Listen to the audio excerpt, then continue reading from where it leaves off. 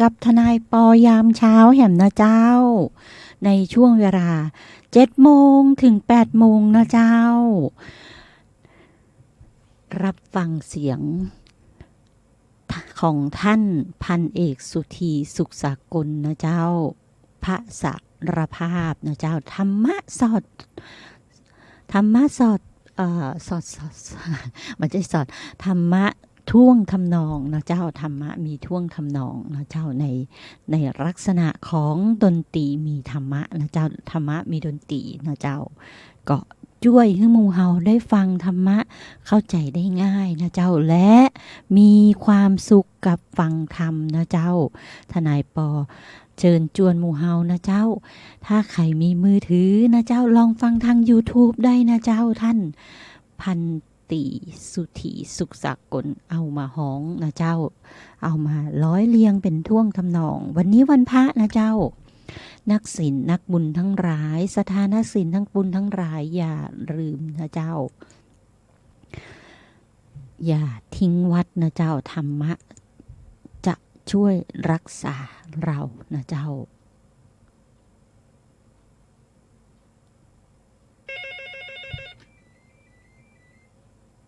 สายไหนเอ่ยทนายปองงเงียบไปละมีเสียงสายเข้านะเจ้าส่วนมากทนายปอก็รับสายแต่ว่ามาได้เผยแพร่หน้าใหม่นะเจ้าต้องขอสุมาอภัยตัวนะเจ้าถ้าเปิดหน้าใหม่แล้วเกิดทนายปอตอบมาได้ไม่ใช่ว่าตอบมาได้ในเรื่องกฎหมายนะเจ้าตอบมาได้ในเรื่องสภาวะอารมณ์ของผู้ขอคำปรึกษาต้องขออภัยนะเจ้า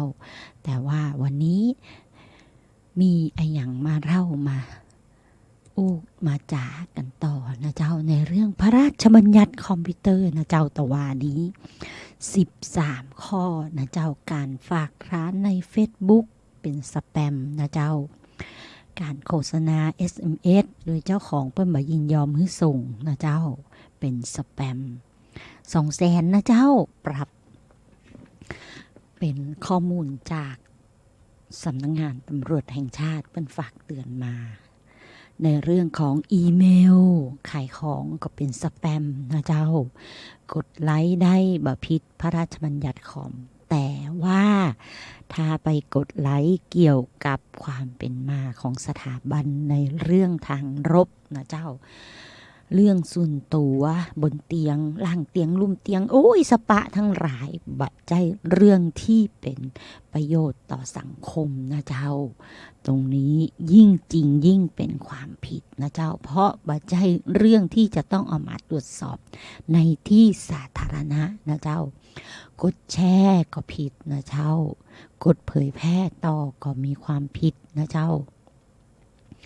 ถ้ามีคนลงหน้าเพจเฮานะเจ้าแล้วพิมพ์ข้อความที่สุ่มเสี่ยงตรงนี้ทนายปอแนะนำบอกว่าเปิ้นลบนะเจ้าถ้าบรบเจ้าของเพจก็มีความผิดนะเจ้าถ้าเจ้าของเพจเตือนและบลบเจ้าของเพจบ่มีความผิดนะเจ้าของเพจทำอย่างใดก็ลบออกให้ได้นั่นเองนะเจ้าแอดมินต้องดูแลเพจตัวเองนะเจ้าลบออกจากพื้นที่เพจตัวเองนะเจ้าแล้วก็ข้อมูลที่สุ่มเสี่ยงลามกอนาจารทำให้การเผยแพร่สู่ประชาชนเนี่ยบ่เป็นประโยชน์นะเจ้าตรงนี้การโพสต์เกี่ยวกับเด็กและเยาวชนต้องปิดบังหน้าตานะเจ้าแต่ถ้าการโพสต์เชิดชูรับรางวัลที่1ในเรื่องของปริญญาธรรม9เงี้ยโอ้โหอันดับ1ของประเทศไทยยินดีตัวยนะเจ้าตรงนี้เปิดภาพหน้าเพจได้เลยนะเจ้าตรงนี้ทนายปออยากเชิญชวนหมู่เฮานะเจ้าในเรื่องของธรรมะลองอ่านลองฟังนะเจ้าแล้วลองสมัครเข้าสอบแล้วจะรู้ว่าธรรมะง่ายนิดเดียวนะเจ้าเหมือนกฎหมายก็ง่ายนิดเดียวชีวิตเราทำให้มันง่ายๆก็ไม่มีอะไรนะเจ้าแต่ถ้าทำเป็นกระบวนการขั้นตอนที่ยากมันก็ยากไปตรงนั้น ลองวางใจอยู่ในพรหมวิหารสี่ในข้ออุเบกขานะเจ้าแล้วทุกคนจะรู้ว่ามันเป็นได้อย่างไรกับสภาวะนั้นร้อนก็ไม่เดือดร้อนนะเจ้าหนาวก็บ่เดือดร้อนเย็นก็บ่เดือดร้อน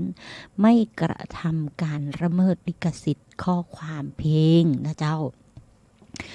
หรือรูปภาพวิดีโอไปก๊อปรูปเปิ้นมาแล้วมาใส่ว่าชื่อตัวเองเป็นคนถ่ายนะเจ้าไปก๊อปเพลงเปิ้นมาเขียนนะเจ้าไปก๊อปวิดีโอเปิ้นมาก๊อปปี้วิดีโอนะเจ้าใจภาษาอังกฤษจนคุ้นชินว่าก๊อปจริงๆมันมาใจนะเจ้าไปคัดลอกข้อความไปคัดลอกภาพนะเจ้าไปคัดลอกเสียงไปคัดลอกวิดีโอภาพนะเจ้าภาพเคลื่อนไหวของเขามาแล้วใส่ชื่อตัวเองแอบอ้างว่าเป็นของตัวเองตรงนี้ก็ละเมิดนะเจ้าเป็นการกระทำละเมิดคืออะไรการกระทำที่ใช้สิทธิ์ทำให้ผู้อื่นได้รับความเสียหายนะเจ้าเป็นเพียงส่วนหนึ่งของพระราชบัญญัติคอมพิวเตอร์ทั้งหมด13ข้อที่อู้มานี่นะเจ้าเพียงส่วนหนึ่งที่มีผลบังคับใช้ตั้งแต่ปี60แล้วนะเจ้าแล้วมีร้ายประเด็นมีพรบเปรียบเทียบกันนะเจ้าตัดต่อภาพคนตายเอามาใจโดยเจ้าทายาทโดยธรรมเปิ้นมาได้คือความยินยอมซ้ำบ่ปอนะเจ้าเอามาหมิ่นประมาทแถมตรงนี้จะได้รับความเสียหายนะเจ้าแต่ถ้าเอามาเผยแพร่เพื่อสาธารณกุศลและเป็นบุญเป็นกุศลตรงนั้นก็ว่ากันไปแห่งอย่างนะเจ้าพระราชบัญญัติคอมพิวเตอร์มี13ข้อเต้าติอู้มาที่จะต้องระวังในเรื่องการสุ่มเสี่ยงออนไลน์ทั้งหลายนะเจ้า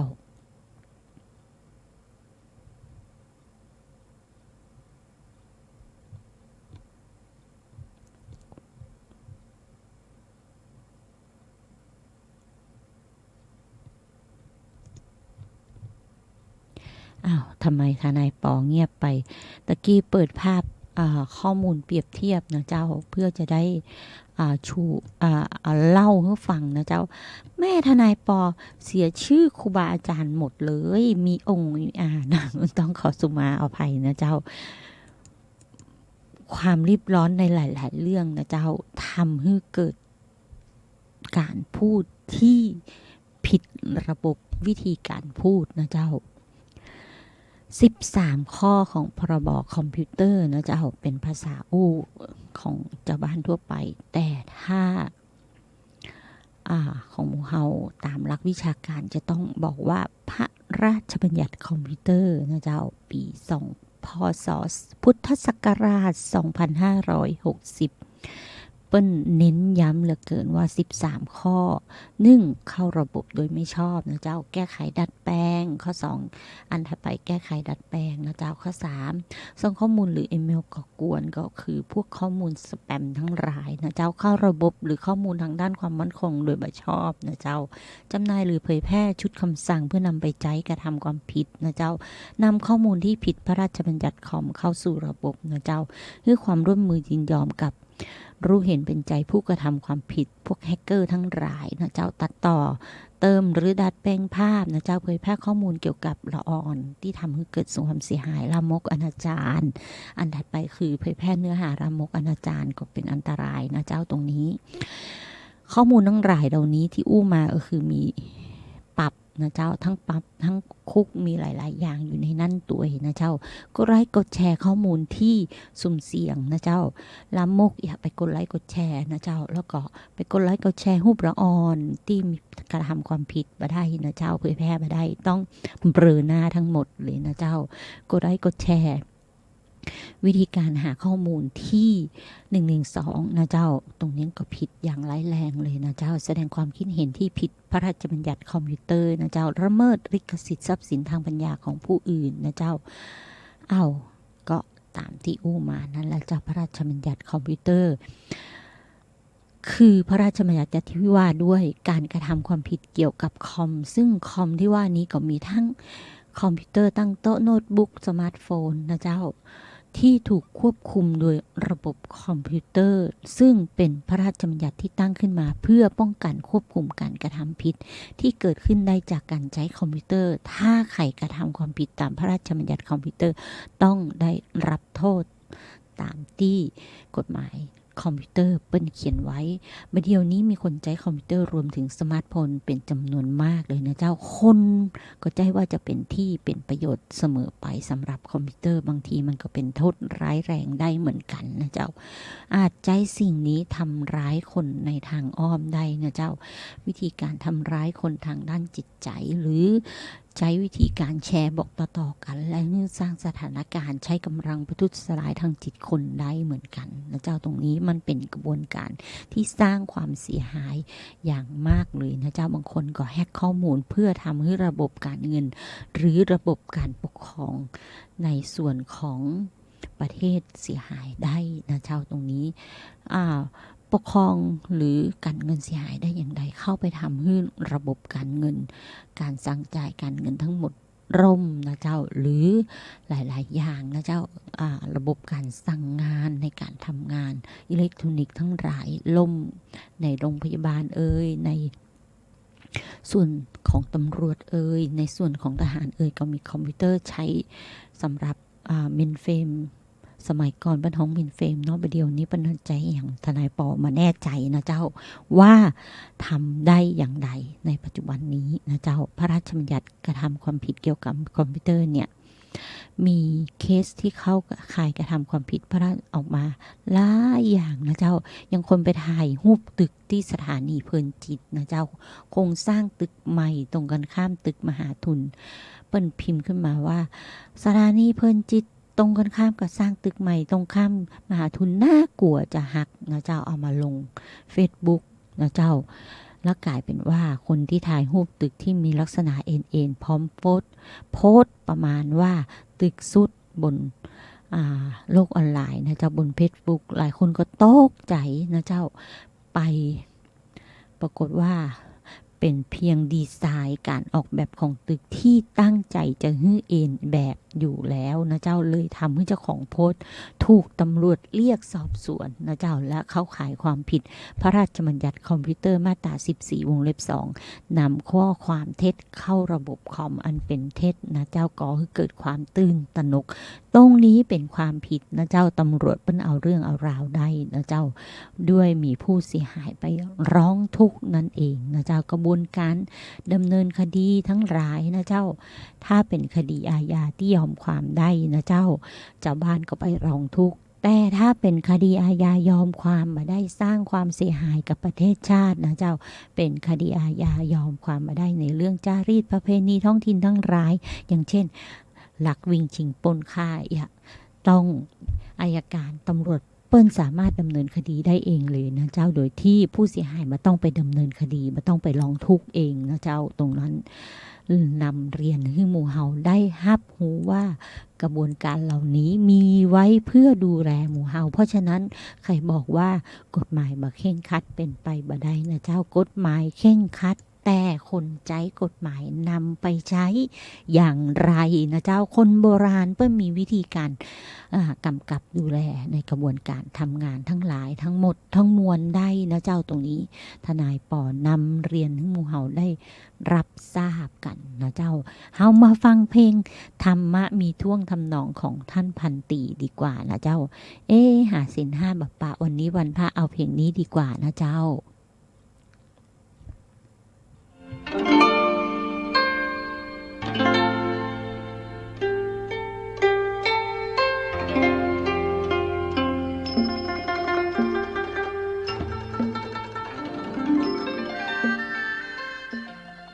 สวัสดีครับท่านผู้ฟังที่เคารพพบกันวันพระนี้ผมร้อยเอกสุธีสุขสากลอนุศาสนาจารย์กรมทหารราบที่1มหาดเล็กรักษาพระองค์มีสาระธรรมมานำเสนอในเรื่องคนดีที่ควรเลือกครับเลือกคนดีนั้นดูที่มีเหตุผลน้อมนำตนเป็นแบบอย่างทางสร้างสรรค์รู้จักเหตุแห่งผลดีชูชีวันรู้จักผลแห่งกรรมนั้นมั่นธรรมะท่านผู้ฟังที่เคารพการที่เราจะตัดสินใจเลือกใครสักคนเป็นเพื่อนคู่คิดเป็นมิตรคู่ใจหรือแม้แต่เป็นผู้แทนของเราไปทำหน้าที่ในสภา ไม่ใช่เรื่องง่ายนะครับที่จะสามารถรู้ได้ว่าใครเป็นคนดีที่คู่ควรบางครั้งอาจจะต้องอาศัยการอยู่ใกล้ชิดหรือดูกันนานๆดังที่มีผู้ผูกคำไว้ให้คิดถึงชนิดของคนดีหรือสิ่งดีเอาไว้ว่าดูบ้านเมืองดูที่ความสะอาดดูประชาชาติดูที่ความสามัคคีดูคนดีดูที่งานดูลูกหลานดูที่ความเคารพดูหญิงดูที่ความอายดูชายดูที่ความกล้าหาญดูพระดูที่กิจวัตรดูคฤหัสถ์ดูที่ความขยันเป็นต้นคนดีที่ควรเลือกนี้นอกจากงานหรือผลงานเป็นตัวชี้วัดแล้วจะต้องมีธรรมะ7 ตาที่ปรากฏในพระพุทธศาสนาดังนี้ด้วยคือ 1. ธัมมัญญุตาความเป็นผู้รู้จักเหตุเช่นรู้ว่าเมื่อกระทำสิ่งใดจะได้ผลตอบแทนเป็นความสุขของประชาชนหรือคนส่วนรวมแล้วลงมือทำทันที 2. อัฏฐัญญุตาความเป็นผู้รู้จักผลเช่นเหตุบ้านการเมืองเป็นอย่างนี้สามารถวิเคราะห์ได้ทันทีว่าเกิดจากเหตุอันใดโดยที่ไม่เข้าข้างตนหรือพวกพ้องของตน 3. อัตตัญญุตาความเป็นผู้รู้จักตนเช่นรู้ว่าตนคือคนไทยที่ได้รับสิ่งดีงามมาจากบรรพชนต้องเปี่ยมล้นด้วยกตัญญู 4. มัตตัญญุตาความเป็นผู้รู้จักประมาณเช่นการดำรงตนเป็นแบบอย่างในทางที่เหมาะสมไม่ปลุกระดมให้เกิดกระแสฟู่ฟ้าฟุ่มเฟือย 5. กาลัญยุตาความเป็นผู้รู้จักการเช่นรู้ว่ายามนี้บ้านเมืองต้องการความสงบปรารถนาจะพบความสามัคคีก็หยุดพฤติกรรมที่จะทำให้เสียบรรยากาศ 6. ปริสัญญุตาความเป็นผู้รู้จักชุมชน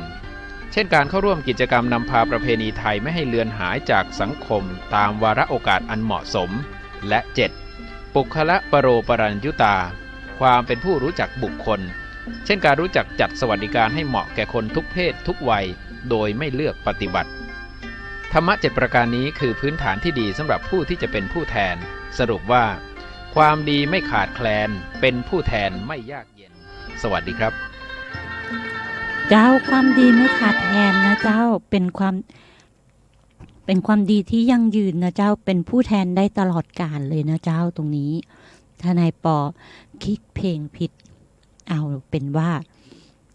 มันไม่ใช่เพลงเป็นคนดีที่คุณเลือกนะเจ้าในวันพระ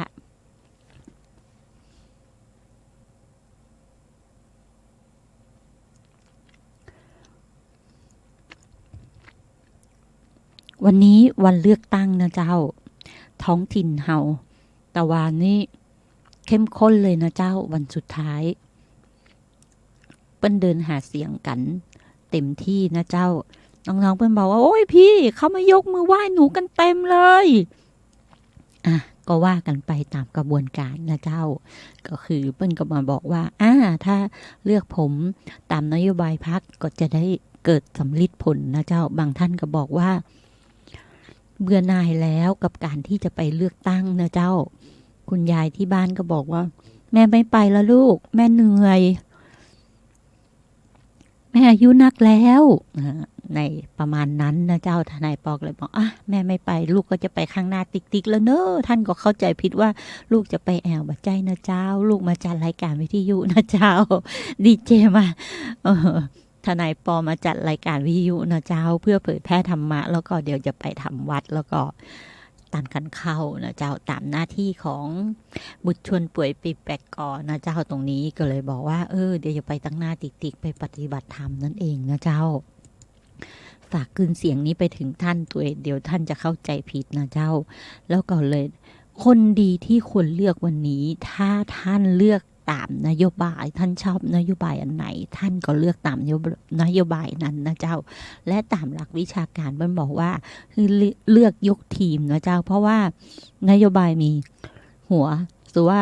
หัวทั้งหมดมีกอไก่นะเจ้าหัวทั้งข้างล่างเป็นขอไข่เอามาสลับพักกันนโยบายก็จะสามารถสำลิดผลทุกคนก็พยายามจะชูนโยบายให้สำลิดผลโดยการคัดเลือกคือสท.เป็นผู้ออกเสียงลงมติในการบริหารงานแต่ปรากฏว่านโยบายนั้นแบบสามารถสำลิดผลได้นะเจ้าตรงนี้ทนายปอก็เลยถูกต้องแต่ถ้ามันมีไฟค้านเลยการตรวจสอบก็บ่เกิดขึ้นแฮมตรงนี้เราจะมาแก้กันอย่างไรดีค้านอย่างมีคุณภาพกับทำงานอย่างมีคุณภาพนะเจ้า แต่ถ้าคือคนบ่มีคุณภาพขึ้นมาเป็นหัวหน้ากลุ่มหรือเป็นผู้คิดในกระบวนการการทำงานสิ่งที่จะตามมาก็คือได้นโยบายที่ไม่มีคุณภาพขึ้นมาเพราะว่าทุกคนเป็นพรรคพวกของคนกลุ่มไม่มีคุณภาพแล้วจะทำยังไงดีนั่นน่ะสิเนาะเหมือนสมัยโบราณที่บอกว่าโลกนี้แบนนะเจ้าลักษณะทางภูมิภาคทั้งของโลกเราเนี้ยเป็นแบนสี่เหลี่ยมผืนผ้าไม่ใช่โลกกลมนะเจ้าเพราะฉะนั้นตรงนี้ในความคิดเห็นในข้อเท็จจริงที่เป็นหลักวิชาการแล้วท่านต้องรับฟังนะเจ้าท่านผู้บริหารใครก็ตามนะเจ้าที่เข้าไปบริหารงานต้องรับฟังนักวิชาการนะเจ้าเสร็จแล้วก็มาปรับทำงานไม่ใช่ว่าเอาไปบริหารงานแบบตันทุรังโดยบอกว่าตัวเองนี้เป็นนายกนะเจ้าตัวเองนี้เป็นหัวหน้าทีมบริหารเพราะฉะนั้นพวกคุณต้องฟังผมไม่ใช่ดันทุลังรู้ว่ากระบวนการนั้นผิดนักวิชาการบอกว่าทำมาได้สภาพจะล่มทำมาได้หินจะกรัดก่อนอย่างเงี้ยคุณก็ดันทุรังทำไปทำมาได้ที่ดินตรงนั้นเสียหายสุดคุณก็ยังทำดันทุรังทำไปโดยเกิดความเสียหายกับหน่วยงานราชการสิ่งที่ตามมานะเจ้าเข้ากระบวนการทุจริตนะเจ้าเพราะฉะนั้นตรงนี้คนที่ท่านจะต้องให้ขึ้นมาเป็นผู้บริหารทีมผู้บริหารนายกผู้บริหารทั้งหลายจะต้องมีหนึ่งที่ปรึกษาฝ่ายวิชาการที่ปรึกษากฎหมายที่ปรึกษาฝ่ายวิชาการเมื่อทำไปแล้วผลออกมาแบบนี้ที่ปรึกษากฎหมายถ้าทำไปแล้วตามที่นักวิชาการบอกแล้วผลออกมาผิดกฎหมายข้อไหนแล้วท่านจึงทำท่านจะปลอดภัยนะคะไม่ผิดกฎหมายข้อไหนท่านจึงทำท่านจะปลอดภัยในกระบวนการการทำงานนั้นและตรงนี้ทนายปออยากเอามาเตือนทุกท่านนะเจ้าธรรมะมีท่วงทำนองเปิ้ลก็บอกว่าเลือกคนดีที่ควรเลือกนะเจ้าตามหลักการแต่วันนี้เป็นวันพระทนายปอก็เลยอยากเชิญชวนหมู่เฮานะเจ้าวอนโยมศรัทธานะ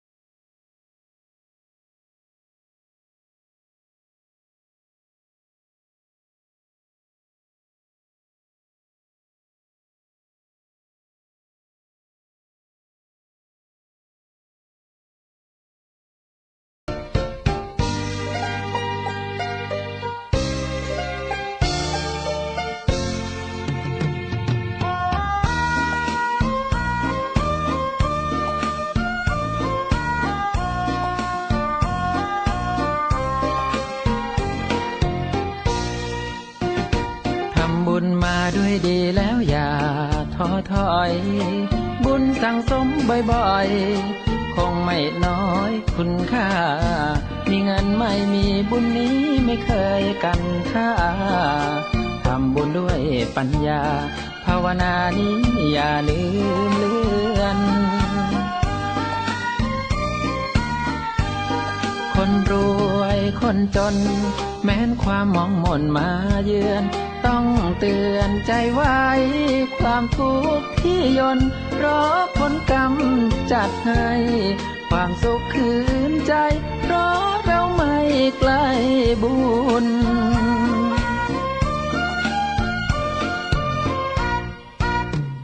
บุญจะยังให้เราถึงฝั่งความฝันบุญส่งเสริมใจมันช่วยสร้างสรรค์ไม่วุ่นคนมีบุญเต็มใจเขาไม่เข้มไม่คุณแรงใจได้จากบุญนำทางถึงรุ่นลูกหลานครองกายวาจาและใจจนกว่าเบิกบานให้ทานถือศีลและภาวนาเสริมปัญญาไม่สิ้นฝันในแดนดินสมทวินทุกอย่าง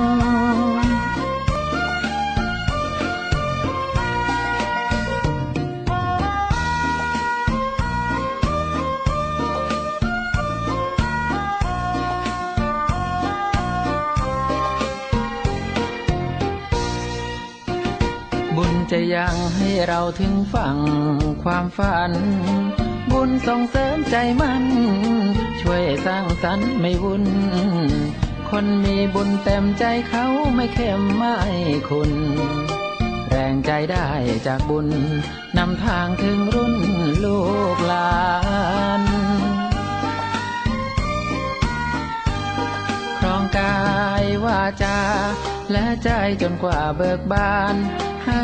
ทานถือศีลและภาวนาเสริมปัญญาไม่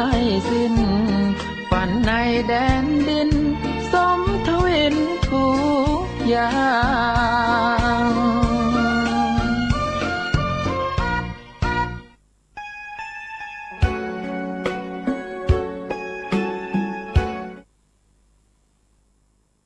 เจ้าวันนี้วันพระอย่าท้อทำบุญนะเจ้าบอกว่าจะเรื่องของการสร้างถาวรวัตถุนะเจ้าหรือบอกว่าจะการสร้างนะเจ้าธรรมะในจิตใจโดยการปฏิบัติให้เห็นรูปนามขันธ์ห้าเวทนาสังขารวิญญาณนะเจ้า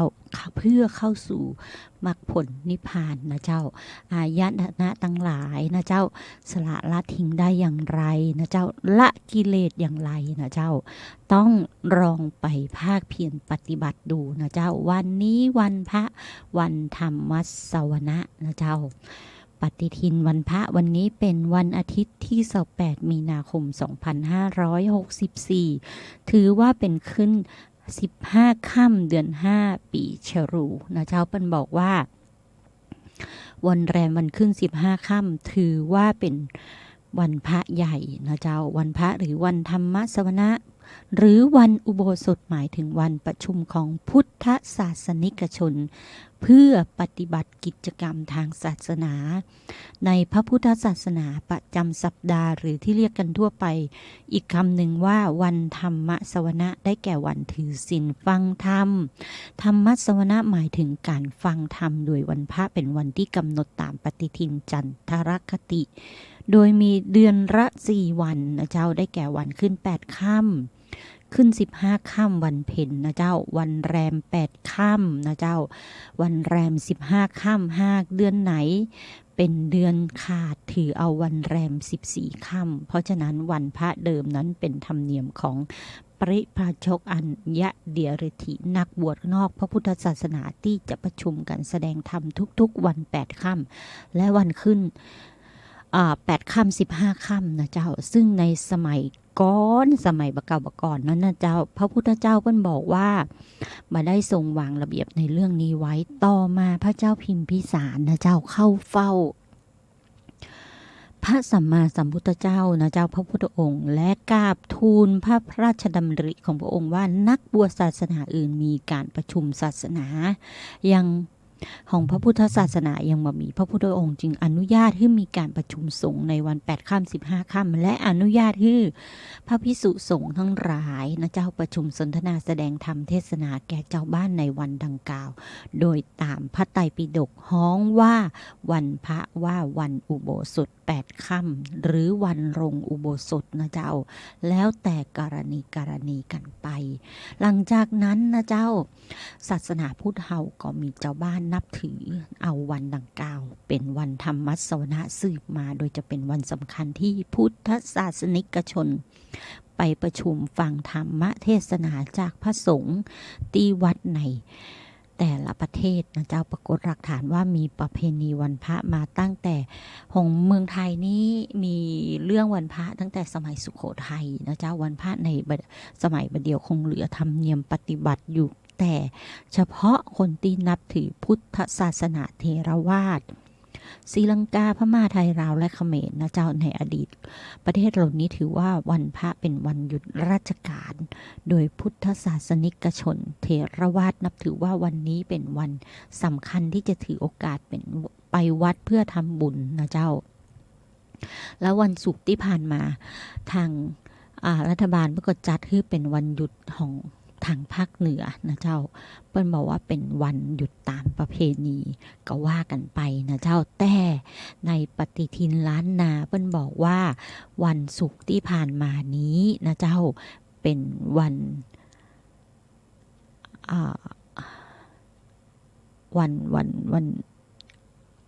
ะไรอย่างวันศุกร์ที่ผ่านมาทนายปอก็ดูปฏิทิน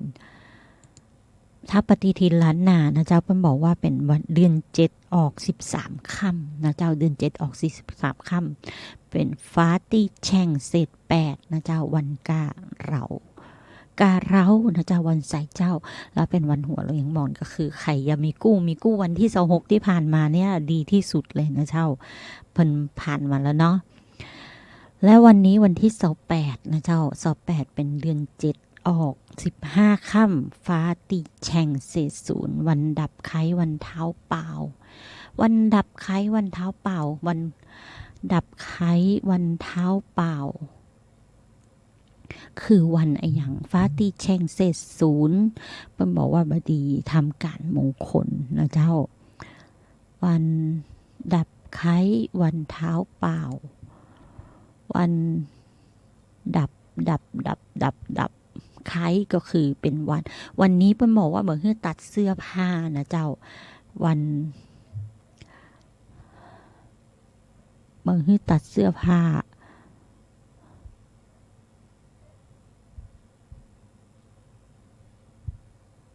เพราะถ้าตัดเสื้อผ้าคนใส่ก็จะมาเป็นมงคลนะเจ้าในลักษณะนั้นแต่สมัยบัดเดียวนี้เปิ้นก็บ่ได้ถือสาอย่างกับสมัยบักเก่าแล้วนะเจ้า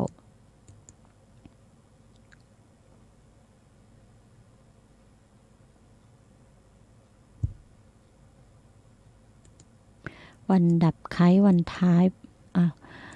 ท้ายเป้าหรือว่าท้ายเป่าทนายปออ่านออกเสียงอย่างใดเนี้ยท้ายเป้าปอปามะไม่โทสะอาวอแหวนนะเจ้าวันท้ายเป้าเป้าเป้ามาเป้าหรือเปล่าทนายปอกำลังคิดอยู่เปิ้นอ่านว่าอย่างใดก็เลยอู้จ้าไปหน่อยต้องขอสุมาอภัยนะเจ้าวันท้ายเป้าท้ายเป้าท้ายก็คือสุดท้ายนะเจ้าท้ายเป้าเดี๋ยวค่ะความหมายของคำว่าท้ายเป้าวันดับไข้